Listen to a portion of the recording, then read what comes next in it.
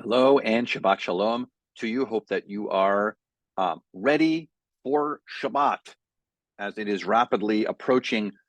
And we enter the really cool Torah portion called Tzav.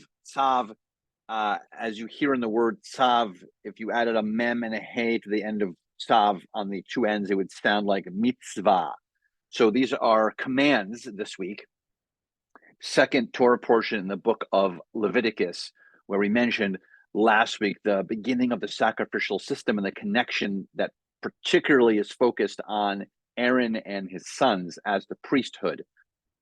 And so Tzav really goes into more detail regarding the tent of meeting and hence the imagery behind me of the priests functioning within the system, and then the tail end of Tzav really sets up the ordination, meaning the official turning into of Aaron and his sons into the high priests. And that ordaining is done by Moses, actually. And that is what happens in this week's Torah portion.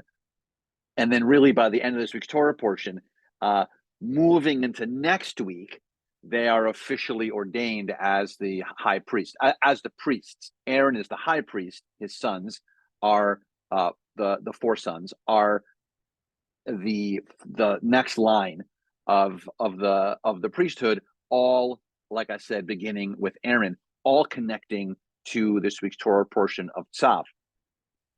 What's cool for me personally is the idea of ordination, because every time I get to this Torah portion, I think of how I was ordained. Now, there were no sacrifices being made.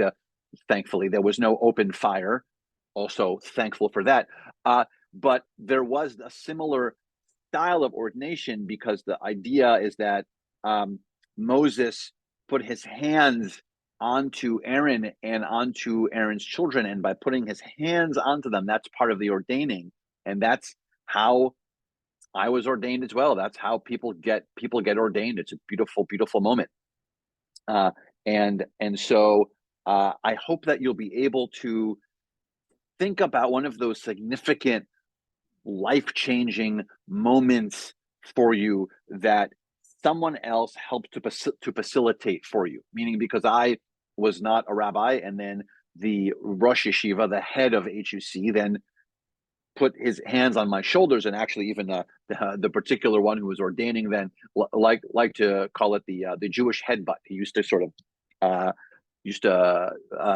do like a light forehead to forehead, also to do the hands and the forehead to make the ordination. So think about people in your life who help you to become or transfer into some other cool mode, whether it was whatever school you went to or whatever graduation that you went through. Also, I just want to mention that this Shabbat has a lot going on. It's Shabbat Hagadol. So it is the Shabbat immediately preceding Passover. So we are very close to Passover because it is Shabbat Hagadol. The Shabbat Hagadol just means the big Shabbat. And so that's just, it's coming. Passover is coming. And also, I just want to mention our timing for tonight is a little bit different. It is also the Federation Fried Shabbat. So at 6 p.m., everyone is invited to join us at the Federation. Hopefully you registered for it. The registration is, you can register from our website to join in on the Pride Shabbat the Federation is taking care of tonight. That's at 6 p.m. So we'll all be there. I hope that you'll be there as well. You can still register, by the way. Again, it's on our website for Pride Shabbat. Then for those who want to attend a more traditional Shabbat like we usually do, it's actually going to be at 8 p.m. tonight. So just remember, there's a 6 p.m. not on campus, not here at the Federation Pride Shabbat at 6 p.m. And then at 8 p.m. if you want to join us for our regular beautiful Shabbat service, it'll be at 8 p.m. tonight. And then tomorrow, as usual, our 8:30 a.m. Opportunity to pray together and also study this week's Torah portion of Tzav. Shabbat Shalom.